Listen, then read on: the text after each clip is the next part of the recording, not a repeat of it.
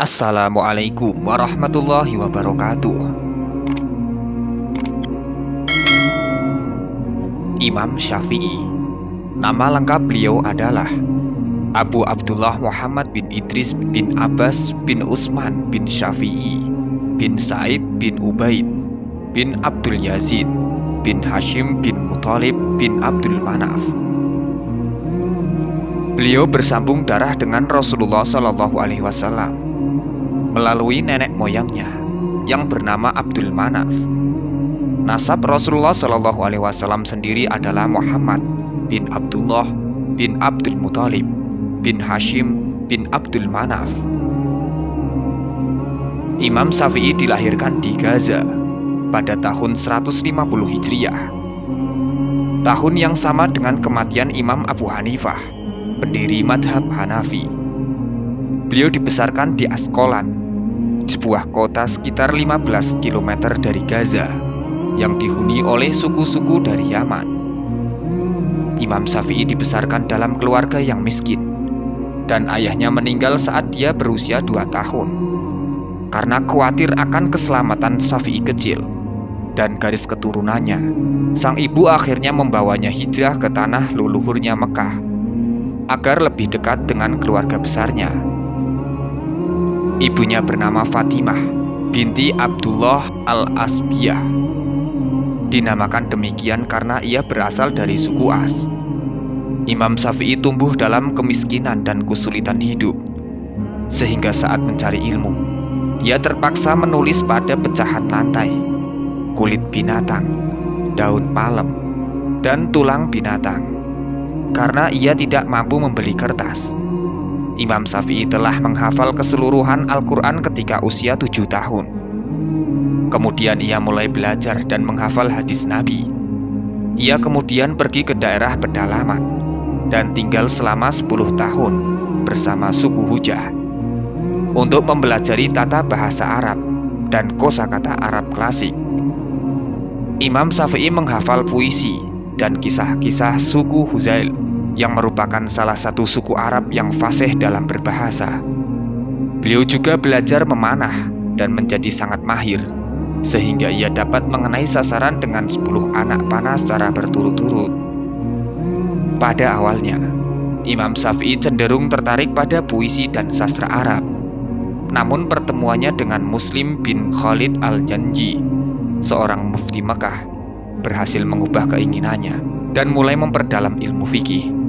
Sejak saat itu, Syafi'i muda belajar fikih dan agama kepada Muslim bin Khalid al-Janji.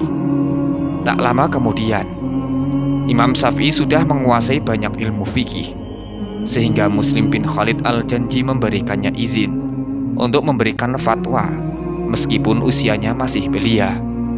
Selain berguru kepada Muslim bin Khalid al-Janji, Imam Syafi'i juga berguru pada ulama-ulama Mekah, di antaranya Sufyan bin Uyainah, Daud bin Abdurrahman al-Ahtar, Abdul Majid bin Abdul Aziz al-Azhadi, Said bin Salim al-Qodah, dan Ismail bin Konstantin. Meskipun demikian, Imam Syafi'i belum puas dengan apa yang telah dicapainya. Dia mendengar kabar tentang Imam Darul Hijrah, Malik bin Anas, seorang pendiri madhab Maliki, yang telah mencapai tingkat keilmuan dalam bidang ilmu dan hadis. Hal ini membuat Syafi'i muda memutuskan untuk berhijrah ke Madinah guna menuntut ilmu kepada Imam Malik. Saat itu, Imam Malik merupakan ulama besar dengan kesibukannya yang tinggi dalam mengajar dan memberikan fatwa, sehingga sangat sulit untuk ditemuinya. Sebelum ke Madinah, Syafi'i muda tidak ingin pergi tanpa memiliki pengetahuan apapun tentang Imam Malik radhiyallahu anhu. Karena itu, ia meminjam kitab Al-Muwatta dari seorang pria di kota Mekah dan membacanya. Riwayat lain mengatakan bahwa ia menghafalnya. Syafi'i muda pergi menemui Imam Malik dengan membawa sebuah surat rekomendasi dari gubernur Mekah. Dengan hijrah ini, kehidupan Imam Syafi'i mulai bergerak menuju fikih secara keseluruhan. Ketika Imam Maliki melihatnya, dia berkata, "Wahai Muhammad, bertakwalah kepada Allah Subhanahu wa Ta'ala dan hindarilah dosa-dosa, karena kamu akan menjadi orang besar. Allah Subhanahu wa Ta'ala telah menanamkan cahaya di hatimu. Jangan padamkan dengan dosa. Kemudian dia berkata kepadanya, ketika besok tiba, datanglah. Imam Syafi'i berkata, keesokan harinya aku datang padanya dan membawa kitab dan membacanya dengan baik. Setiap kali saya ingin berhenti membaca, sedang beliau terkesan. Beliau berkata, wahai pemuda, tambahkan lagi supaya saya membacakan kepadanya beberapa hari. Hal ini terjadi karena beliau terpesona dengan keindahan cara membaca dan tata bahasa saya. Imam Syafi'i mulai memperdalam ilmu hadisnya dengan belajar kepada Imam Malik radhiyallahu anhu,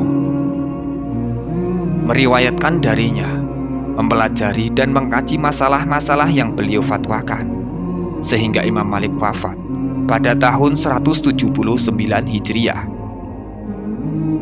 Selama di Madinah, beliau juga belajar ke ulama lain, di antaranya Ibrahim bin Sa'ad al-Ansori, Abdul Aziz bin Muhammad bin Said bin Abi Fudik, dan Abdullah bin Nafya. Setelah Imam Malik wafat, Imam Syafi'i kemudian mulai bekerja sebagai hakim di Yaman sambil berguru ke beberapa ulama Yaman, di antaranya Mukhtarib bin Hazan, Isyam bin Yusuf bin Umar, Abi Muslim, dan Yahya bin Hasan. Setelah 2 tahun bekerja, karena kondisi politik pemerintahan di Yaman, beliau sempat dituduh memberontak dan masuk dalam daftar 9 orang Halloween, oposisi Abbasiyah. Dan akhirnya Imam Syafi'i pun diperintahkan untuk menghadap langsung kepada Sultan Harun ar-Rasyid, penguasa Sultan Abbasiyah. Saat itu, Imam Syafi'i melakukan perjalanan ke Irak pada tahun 184 Hijriah untuk menghadap tuduhan pemberontakan terhadap Khalifah Abbasiyah. Namun, tuduhan atas rekomendasi Muhammad bin Hasan al-Asyaibani, yang merupakan murid terbaik dari Imam Abu Hanifah, yang menjabat sebagai qadhi di pemerintahan Abbasiyah pada saat itu. Muhammad bin Hasan menyatakan dalam testimoninya, Asy-Syafi'i seorang yang sangat alim. Tuduhan itu tidak mendasar. Selain itu dikisahkan bahwa Imam Syafi'i pernah bertanya kepada Sultan Harun ar-Rasyid, mana yang khalifah suka, orang yang menganggap kita saudara atau yang menganggap budak? Tentu yang menganggap kita saudara, jawab khalifah.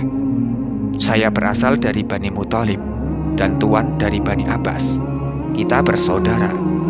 Setelah dibebaskan, Imam Syafi'i memutuskan untuk tinggal di Baghdad pada usia 34 tahun. Beliau belajar di bawah bimbingan Muhammad bin Hasan Asy-Syaibani untuk mempelajari mazhab Hanafi atau Ahlu Ra'yi. Beliau akhirnya menggabungkan fikih Hijaz yang didominasi oleh tradisi dan fikih Irak yang didominasi oleh akal, sehingga Imam Syafi'i menjadi salah satu dari para imam fikih yang menggabungkan kedua pendekatan tersebut.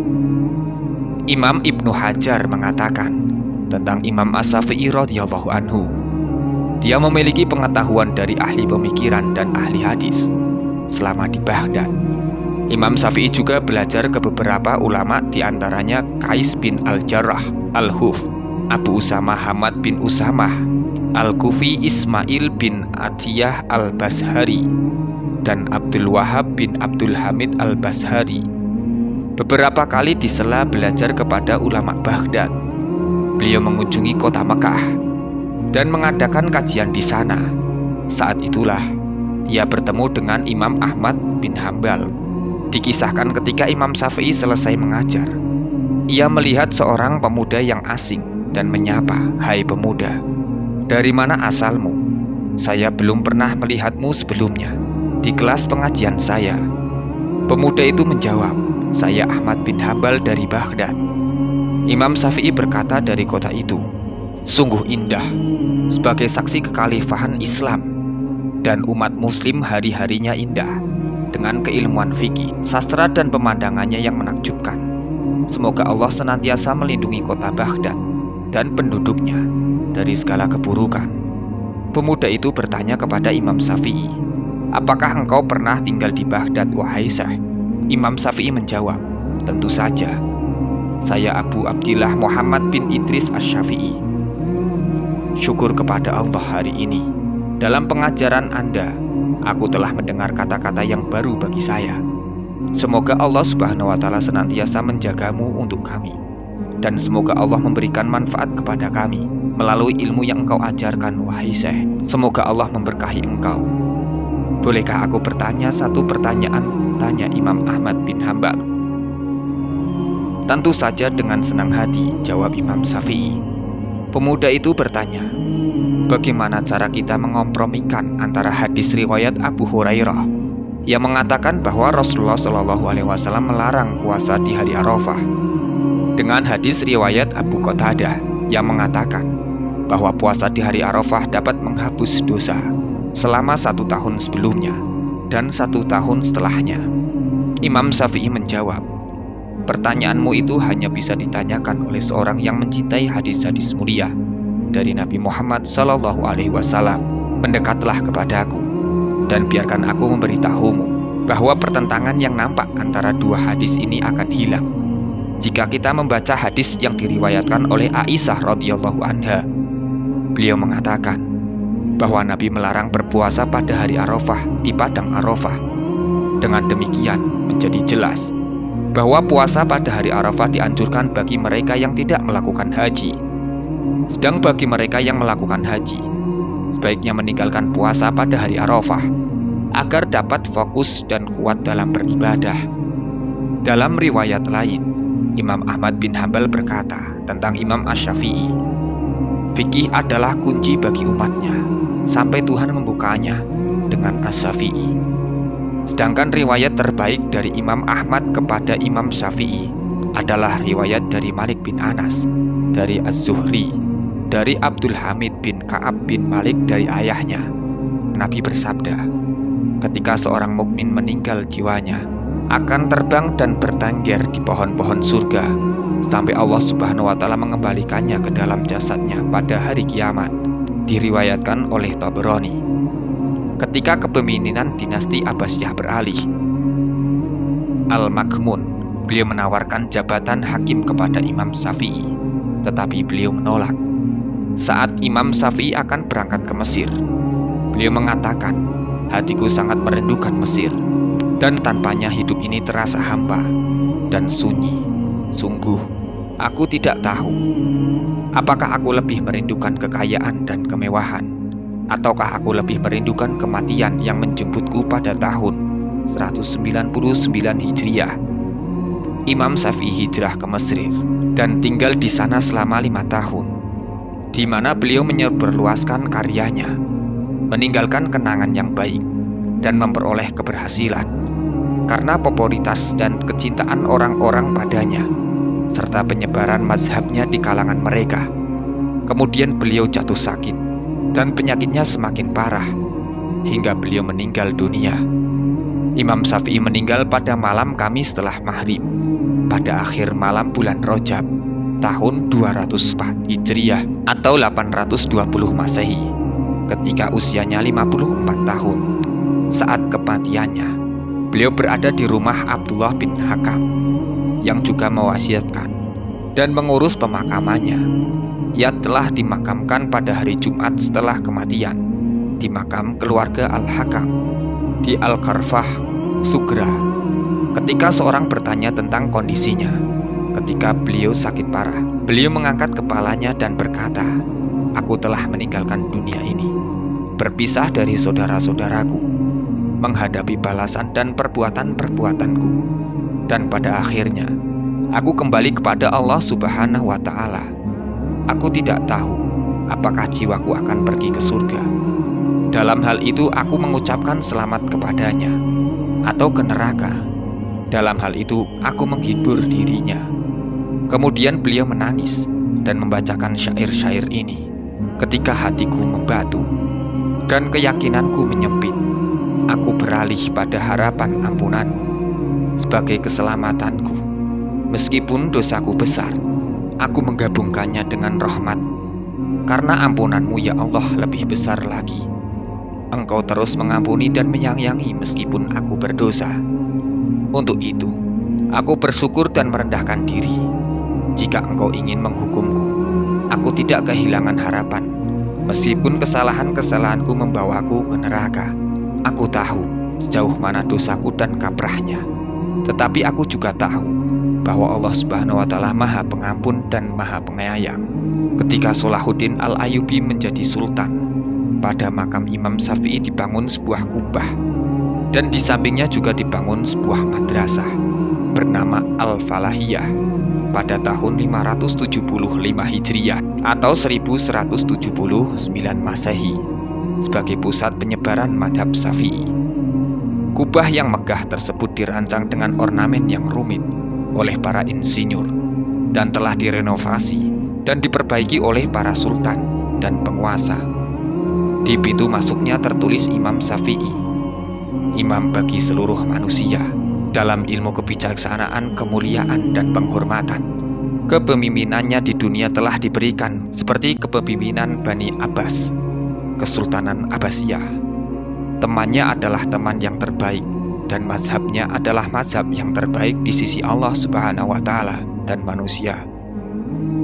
Wallahu a'lam bishawab. Wassalamualaikum warahmatullahi wabarakatuh.